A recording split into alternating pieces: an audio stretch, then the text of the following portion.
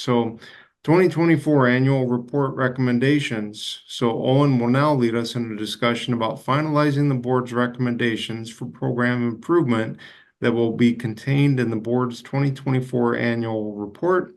We encourage the board to provide their thoughts on these recommendations. Thank you, Owen. Thank you, Kevin McKelvey. And this is kind of where we will, again, I think we can just, depending on the discussion, we can decide how we vote for these, whether it's in the aggregate or, individually. I mean, I do understand, since the meeting's been rescheduled, I do understand that there was a couple other ones discussed in the August meeting when I wasn't here. So we can do kind of a vote to, add those to this list before the final report goes to the legislature. But I'll just kind of do a quick rundown here and maybe provide a little bit of context. And if the board members have anything they'd like to say about them or have a discussion about, amending or removing it, feel free. So the first one, again, amending, the name to the Medical Cannabis Act. This has been widely documented why we would like to do this. It's really been an education barrier in a lot of ways. There's still many very important stakeholders that I speak with that aren't totally familiar with what the program provides, and I think this would help that. The only thing I will say about this, right, is other than as it relates to, things, phrases and words that are codified, like the Medical Cannabidiol Board or Medical Cannabidiol Registration Card, we've really taken the liberty to call it what it is. So our website is medical cannabis. We always refer to it as medical cannabis. It's just been an education barrier and helping people understand what it is, both, law enforcement, healthcare practitioners, you name it. It's been important for us to kind of take on that nomenclature. I think, the next one here, adding dispensaries, I think this is, again, kind of an access question, right? We do want more access. We obviously have to balance that economic viability considering the other, constraints that are on the program. But I still think, that is a worthwhile recommendation. Removing sales tax from patient purchases at a dispensary. This is another one that the board has discussed numerous times. Very important, right? People don't pay sales tax on other medications that they buy. They're paying for this out of pocket. The prices are not necessarily cheap. They even, they have to pay cash for it. So anything helps there. Inclusion of, PA or RNP or ARNP on the board. This is something that's been recommended the last couple of years, just knowing that those disciplines can certify providers, and it's certainly worthwhile to, make that recommendation, and they, again, would have to be specifically added to the list of board members. The tax status in terms of, licensee equality with other businesses. We've talked about this too, and I know the manufacturers have mentioned it. Right, there's that 280E, is the federal tax, and that's matched at the state level. That really limits what our operators can deduct, from their taxes. And so I've mentioned this before, their effective tax rate is oftentimes double or, depending on the situation, could be even more than that of what a traditional business would pay. And again, we know the cost of setting up these expensive facilities, the cost of compliance. So this is something that many states at this point, have adopted, at least at the state level. It would take federal change to, to really, improve that. But I do think that's a very worthwhile recommendation. But this is another one, Dr. Garvin, this is currently, we're pretty restricted on how we, what data we can release and who we can release it to. And so this kind of releasing, giving us the ability to release the purchasing data back to the provider, be similar to a PDMP type of process, but, would be outside of it. The practitioner would have to request that to us, and then we would provide it to them. Currently we do not have the authority to do that, which may surprise you as it relates to practice of all other types of medicine. That would have to be a specific authority granted to us. There have been some concerns. I don't know if I've necessarily heard a lot, maybe over the last year, but certainly beefing up aspects of the certification process as, it relates to telehealth and, maybe some of the, what we've seen since the pandemic there. But that would, we talked about citing the standards of telemedicine that all practitioners, that particularly physicians, are accountable to, and citing those as, what practitioners that are certifying our patients would have to follow. I will say, right, that we would still be generally out of that process, right? That would mean that the Board of Medicine or, the Board of Nursing or, those with oversight of PAs would ultimately be the ones that would have to do those investigations or enforcement on anybody. Again, we would still not have control over that. But we've maintained that for the past few years. And then to seek a federal exemption for Iowa's program, this is, Dr. Garvin, for your information, this is what Carl Olsen, was speaking to. This has been he's very much, he's even at the tip of the spear, I will say, very engaged, with advocates kind of across the country on kind of this quandary, right, where it's state legal, but federally illegal, and kind of doing whatever we can to help reconcile that. And we, as he did mention, we've sent letters to various federal agencies, asking for a waiver or, an exemption from their policies for Iowa's program that, that have gone unanswered. I will say this ties into some of those conversations you've heard about rescheduling at the federal level, which does maybe play into some of their silence.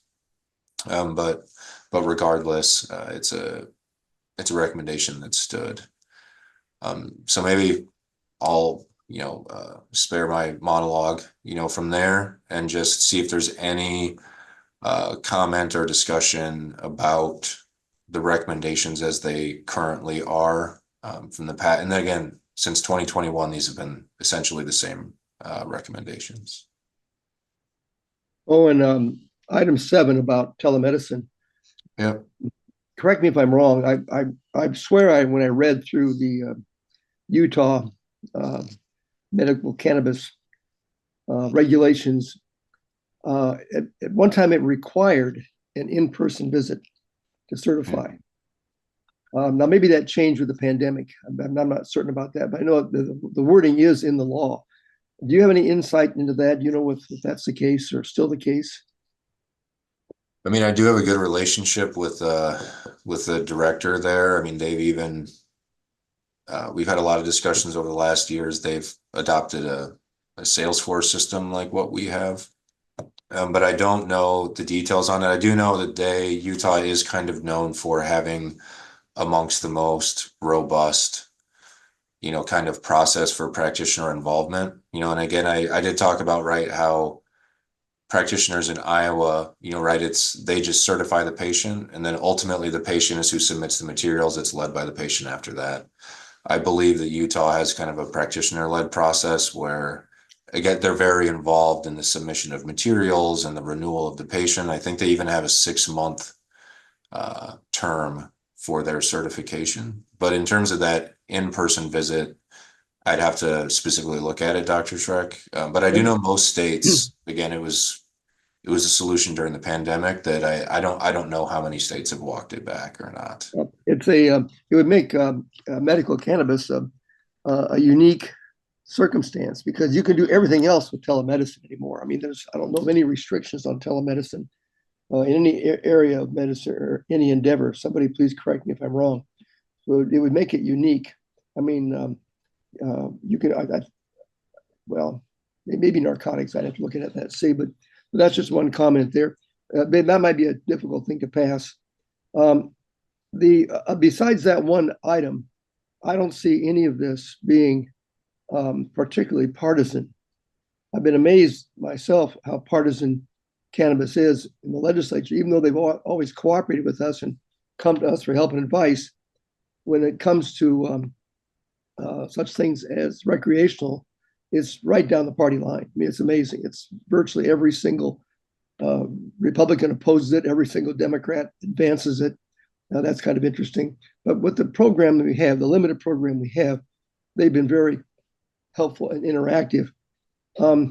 So I don't see anything here that's particularly partisan. It would cost a little money to get rid of the sales tax. Not even $1 million a year, the drop in the bucket compared to what's spent.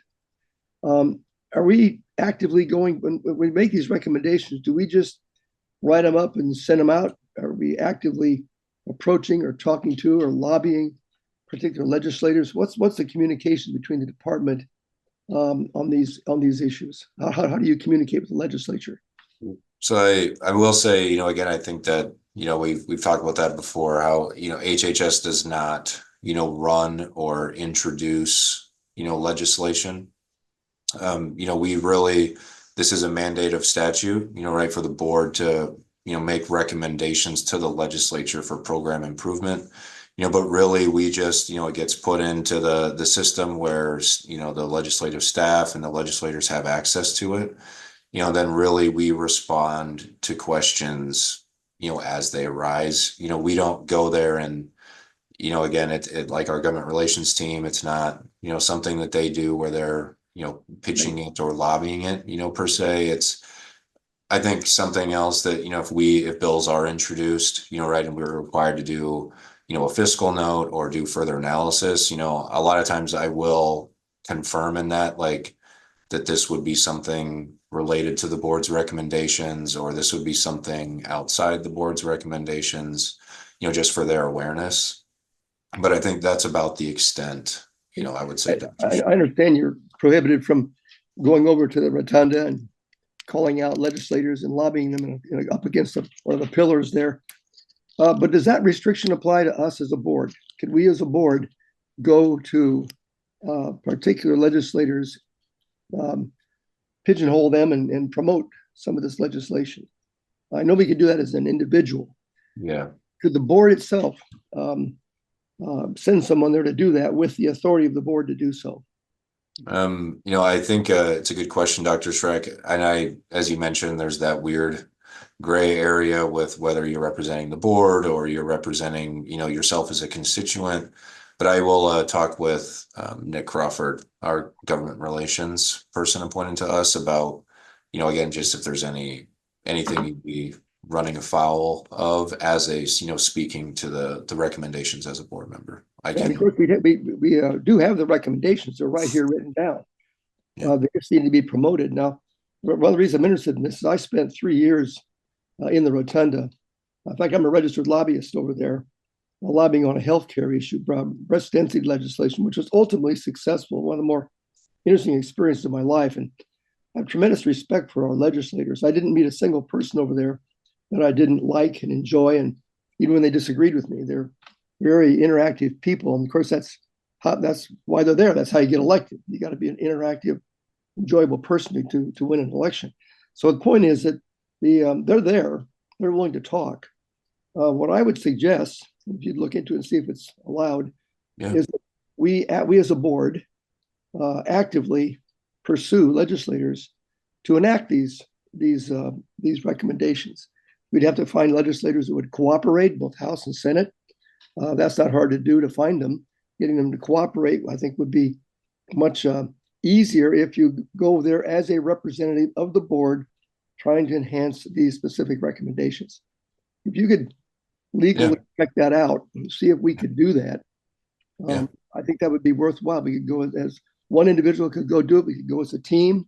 You might even want to send one of your people to listen over our shoulder, make sure we say it right. They couldn't say anything, but make sure it's worded right. We could come up with wording for specific legislation and get some of this done. I think this would be time well spent. Sure. Yeah, no, I will. Shouldn't take me long to touch base with Nick and just review the boards and commissions, the administrative rules, and see if there's any limitations there. But I should be able to follow up with the board pretty quickly on that. And then finally, number 8, which you could put us back down to number 8. Thank you. Yeah. As you mentioned, Carl is the tip of the spear. He's a very moral, upright person. He thinks, as he said, these are gangster operations. There's now 48 of them because we're violating federal law. And we've been specific about this for several years. And I know that the department has applied for, I think it's applied for what Carl wants to have done, although I think I've heard him say there's more that we as a state could do. is it entirely in the hands of the feds, or are there more steps we could take, or should repeat, or should insist upon as a State Department? I mean, I really, I have all the respect in the world, for Carl and what he does and his research and, he's our most reliable, advocate and, follower of the program. I just, I'm, again, it's what is HHS's role? It really is in the hands, of those in Congress and kind of ferreting this out. I think again, I really think from HHS standpoint, we've done about, what we're going to do, on the matter, but I still think again, if something else were to pass or something more explicit, because I know that Carl had made a recommendation and it kind of had gotten changed in the bill that had passed. It said, to request, I believe it, I won't do it justice. I just know that Carl was not necessarily satisfied with the language. So I think particularly with the rescheduling conversations that are going on, and I know that's kind of a word salad. But I mean, I will do a little more, due diligence, on our side, particularly with what we've done with alignment and see what the palatability, what the appetite is for doing anything more on that. But I do still think, again, it's worthwhile to, maintain, inclusion. Then I think if, again, as you mentioned, Dr. Strike, there's a bill introduced that, encompasses the board's recommendations, or you would have the ability to go and maybe lobby for some of them. If we tweak that language, we can probably figure it out there. Again, I know that's a little bit of a word salad, but this is a tough one. Again, with all the other things that we're dealing with, conversations federally with the state, it's a tough one to navigate. But again, Carl is sincere, and I obviously we all understand the quandary between state and federal law. But if you could check out what we as a board could do actively in the rotunda, that may be very helpful. Yeah, I will do that. Oh, and do you remember when that recommendation came up to reschedule cannabis on the federal level? Was that around May of last year? Yeah, and I think, again, I believe I think Carl had mentioned it, again, I just keep mentioning Carl, but there are hearings, that have been scheduled for the beginning of 2025. That are, so that is, I think we discussed this, right? That whatever happens, it is not going to be fast. There are many links in that chain, regardless of what happens. But I know that, again, some of the first hearings are scheduled, and we'll see what happens with that. But that would, right, not to discount Carl's work, but some of that would, untangle some of this. Yeah, and that's why, too, I think some of these recommendations from the board, that's our recommendations right now under the current system. But should the federal level change stuff, that might totally, like you said, untangle this, make things clearer. But whether Iowa would still need a board, or some of these recommendations, I think, are hanging out there. Yeah, no, and I will say again, regardless, right? There's one thing to get it to change. There's another thing, for it to be implemented, right? We're a long ways. So I don't want the board to be, we're gonna have the program the way that it is, and how it operates at a state level, for a great deal of time. But yes, I mean, some of the recommendations around, whether it's research or it's the banking piece, some of these issues, right? Rescheduling, right, wouldn't make it like adult use, like alcohol or whatever, but it would clean up some of these other, significant issues.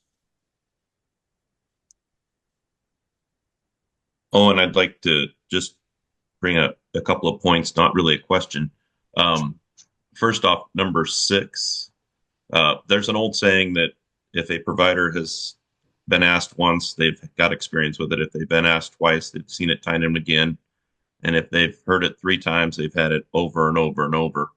I will say that the PDMP, I have heard over and over and over, meaning at least 3 times or more, I suppose, specifically from pain practitioners and their concern about liability in what they're providing and not knowing, not having access to if their patients are also using cannabis in any form. So I think that that's something vital.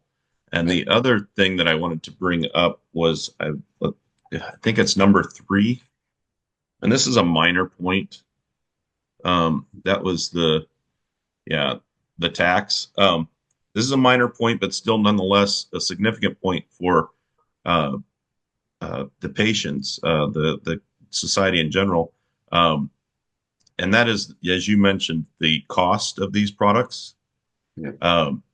Being taxable, those individuals who have the HSA, the health savings plans that they have through their work or employment or what have you, they cannot, from what they've told me, they cannot use their HSA cards to help them there. And that's been a hurdle that, again, I have at least heard from folks. So I think that's important to just keep in mind. And perhaps what I've said today has already been brought up in the past, and I apologize if it has, but I just wanted to make sure that those points were made.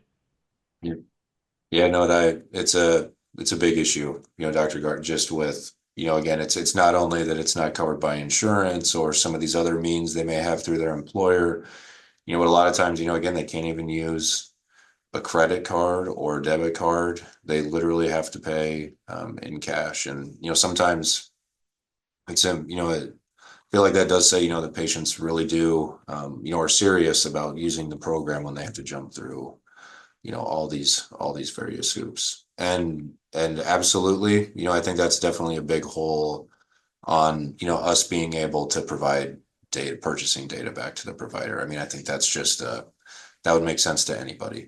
Providers need to know, especially when there's a disconnect at times between their primary care provider and who may have certified them for a card, and some of the stigma or withholding information, us being able to provide information back to the provider is very important. And I'll jump in for Dr. Gavin. I work for a pharmacy liability provider. You may or may not be associated with them, as their medical director. And I can tell you that technically your pharmacy malpractice license or insurance, your medical malpractice insurance specifically has a clause in it that you are not covered if you're doing a felonious act, which technically, as Carl's pointed out numerous times, we probably are doing. So it would be up to your insurance carrier whether they're going to help you or not, okay, in that regard. And so that is a major problem, because none of us are licensed, okay, to prescribe a Schedule I drug. We can't get that license except in special circumstances. So it is a big deal. It's up to the insurance carrier whether they're going to stick to that rule or not.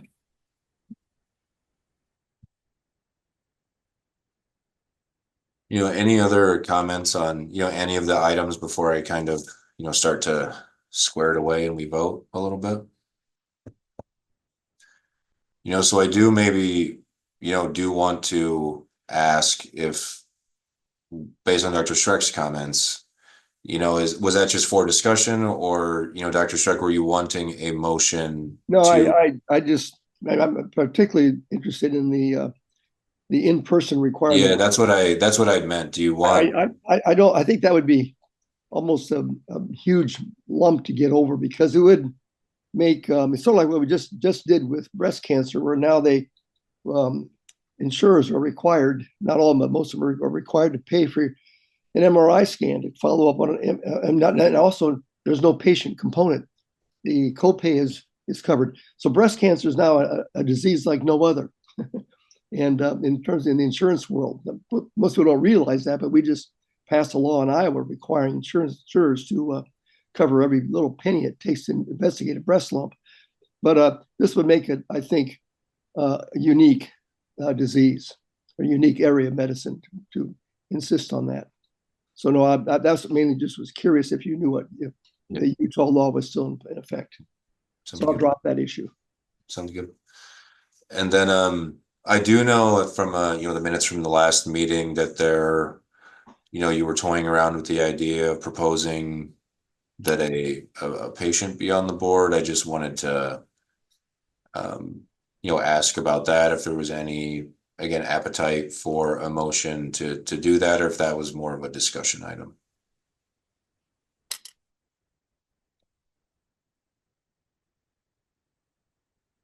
If not, then I think just again, if you remember back, at the beginning, right, we did individual roll call votes for every item, but just knowing that we've maintained these for a few years, I think we can do, just kind of a broader yay, nay on passing just the recommendation. Obviously, we can tweak them a little bit, but just the spirit of each of these, in individually and in whole.